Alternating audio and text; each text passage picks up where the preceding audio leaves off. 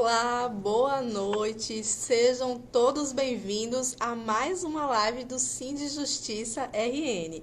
Eu sou a jornalista que vou mediar hoje o diálogo e vamos falar sobre a reforma da Previdência Estadual. A reforma da Previdência vem sendo discutido desde o ano passado e nós vamos conversar hoje com Gerson Nilson Martins, ele é diretor, coordenador do Sind Justiça, e também com a nossa convidada Janiele Souto, que é presidente do SINSP. A gente sabe que precisa de um tempinho para que todo mundo entre na live. Enquanto os nossos convidados não entram, eu gostaria que vocês se apresentassem, pode ser? Pode? Sim. Então, boa noite, Gerson Nilson, boa noite, Janiele, e eu vou pedir para Gerson Nilson se apresentar agora. Uma ótima noite a todos, né? Gostaria de agradecer por todos que estão nos assistindo nesse momento. Eu sou o Gerson Nilson Martins, estou diretor-coordenador do Sind Justiça, que é o sindicato de todos os servidores do Poder Judiciário do Estado do Rio Grande do Norte. E tenho a grata satisfação hoje de receber como convidada a nossa colega Jane, que vai se apresentar agora, para nós debatermos aqui o ponto da reforma da Previdência Estadual, que precisa ser discutida antes de ser aprovada pela Assembleia.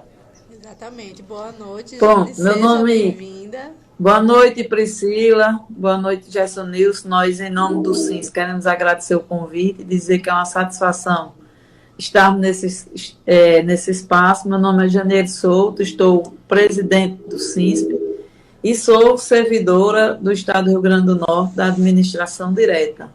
E dizer que vamos debater, precisamos debater, levar o debate dessa reforma para a sociedade. A gente soube, o Fórum dos Servidores, no caso, soube que o governo do Estado articulou, para que o projeto seja votado agora durante a pandemia por uma conferência. Então, eu gostaria de saber a opinião dos dois, primeiramente de Jane, a respeito disso. O que é que o SINSP tem a falar sobre o assunto, Jane? Nós lamentamos, ficamos tristes com essa proposta de um governo de origem popular. A origem da governadora é fundadora do Fórum Estadual de Servidores.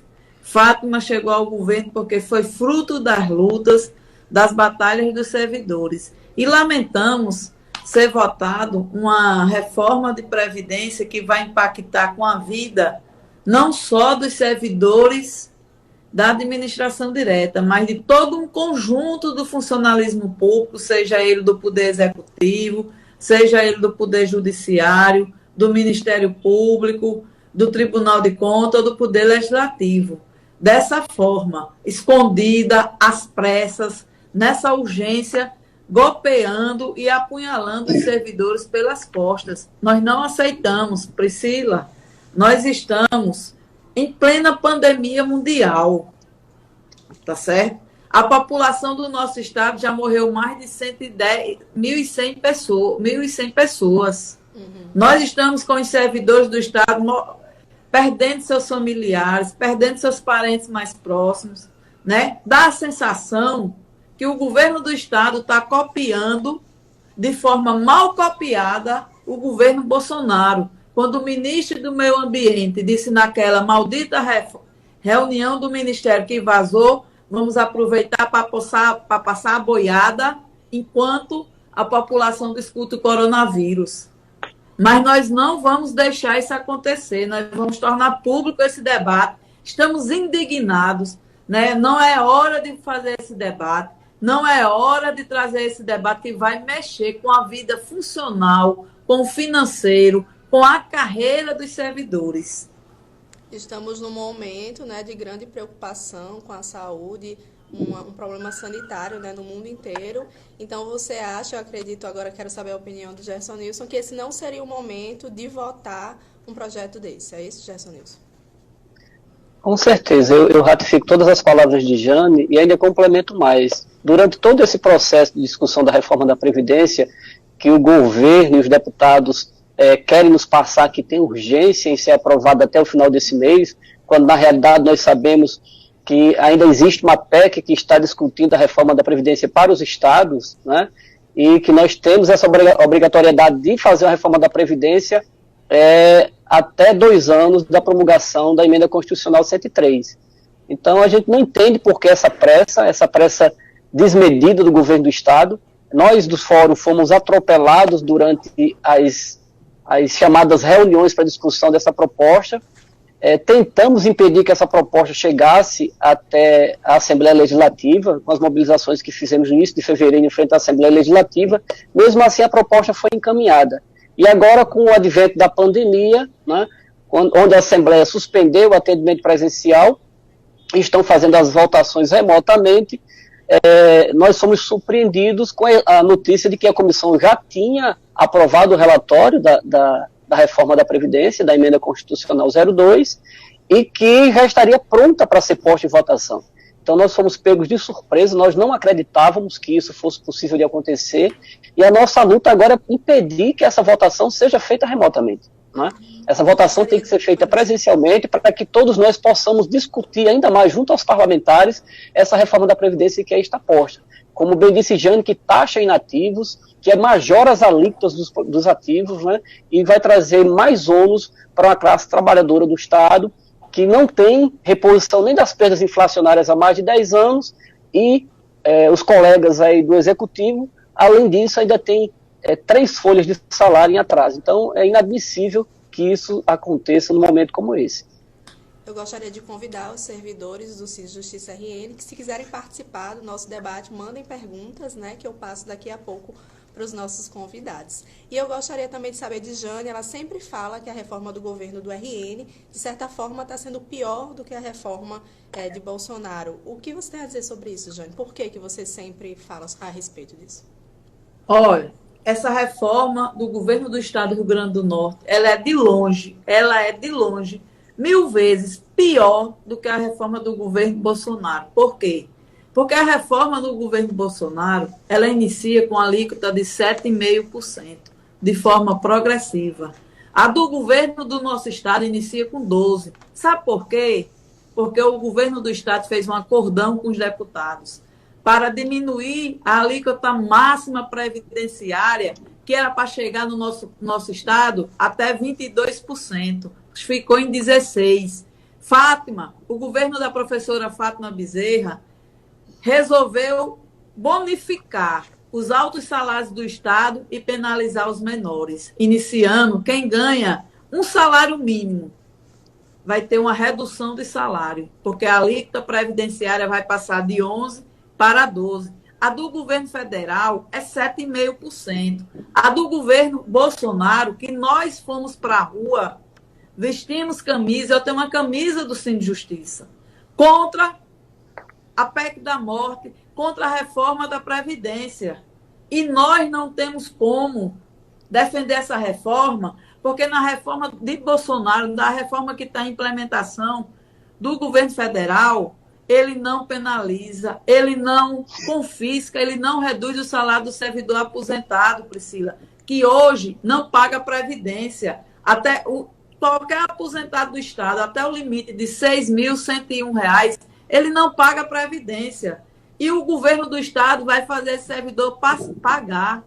Há um confisco do salário do servidor, será 14%. E nós, do Poder Executivo, nós temos uma particularidade do Judiciário. Nós estamos com 2 folhas de salário atrasado, 10º e dezembro de 2018. E o governo do Estado não faz nenhum esforço, não tem nenhuma perspectiva de quando vai pagar esse salário. E, para concluir, nós queremos dizer que ela é bem pior, porque ela ataca a alíquota inicial. Ela é progressiva, iniciando em 7,5%. O governo preferiu diminuir o salário, reduzir o salário dos servidores que estão há 11 anos sem reajuste, aumentando a alíquota, taxando os servidores aposentados e aumentando em 50% o nosso tempo de permanência em serviço. Para os seguidores do Cine Justiça RN que estão entrando agora, nossa live está falando sobre a reforma da Previdência Estadual, certo? E eu gostaria de saber agora quais os pontos que o Fórum dos Servidores discorda do projeto apresentado pelo governo. Com você, Gerson Nilson. Priscila, nós discordamos, como o Jane bem disse, principalmente das alíquotas, né, da taxação dos inativos e desse tempo de permanência que Jane bem falou ainda há pouco. E a questão das alíquotas ela é muito, muito prejudicial, porque, como Jane bem disse, hoje os servidores do Estado que estão aposentados, eles pagam acima do teto do regime geral, que é R$ 6.101. E com a reforma que foi proposta pelo governo e encaminhada à Assembleia Legislativa, esses servidores passariam a pagar acima de R$ 2.500, já com um percentual de 12%. Né? Para você ter uma ideia, de R$ 2.500 até R$ 2.500, você teria 12% de alíquota. Entre R$ 2.500 e o teto, que é R$ 6.101, você passaria a pagar 14%. Entre o teto de R$ 6.101 até R$ 15.000, essa alíquota será majorada para 15%. E acima de R$ 15.000, como o Jane bem disse, os maiores salários vão ficar com a alíquota de 16% apenas. Então, essa questão das alíquotas, ela é um dos pontos mais cruciais, mais prejudiciais para os servidores, de um modo geral, aqui no Estado. Então, esses 3 pontos, para nós, são os 3 pontos basilares dessa reforma que precisam ser revistos, porque da forma como está sendo posta, né, não tem como o servidor suportar mais essa carga tributária. Eu posso só complementar, Priscila? Pode, claro, fica à vontade. Porque, assim, além disso que Gerson Nilson colocou, o governo ele tem que ter transparência. Em nenhum momento, o governo do Estado, o IPERN, convocou o fórum para abrir a caixa do IPERN, do Instituto da nossa Previdência do Estado. Nós não sabemos qual é o impacto, o governo não sabe quanto espera arrecadar. Nós não podemos esquecer, Gerson Nilson, que em novembro de 2019, quando as alíquotas eram bem maiores, o secretário de tributação que fez a apresentação, ele falou que o Estado esperava arrecadar 16 milhões. Em dezembro, com a mudança de alíquota, aumentou para 24 milhões. Quando o governo encaminha que reduz a alíquota dos altos salários, aí o governo diz que espera arrecadar 40 milhões. Outra coisa é o impacto. A mensagem governamental que foi depositada na Assembleia Legislativa, na leitura da mensagem anual, no dia 3 de fevereiro de 2020, assinada pela governadora do Estado, diz que o déficit previdenciário mensal é 120 milhões. 3 horas depois dessa leitura, a governadora, pessoalmente, no programa da Band, sendo entrevistada por Diógenes Dantas, disse que esse déficit era de 140 milhões. 4 horas da tarde, o presidente do IPERN dá uma entrevista dizendo que é 180 milhões. Isso mostra que o governo não fez nem qual é esse impacto. Não sabe qual é esse impacto. Não sabe quanto espera arrecadar. Então, não pode vir confiscar o salário dos servidores, vir confiscar a nossa vida funcional sem dizer nem o que é que quer.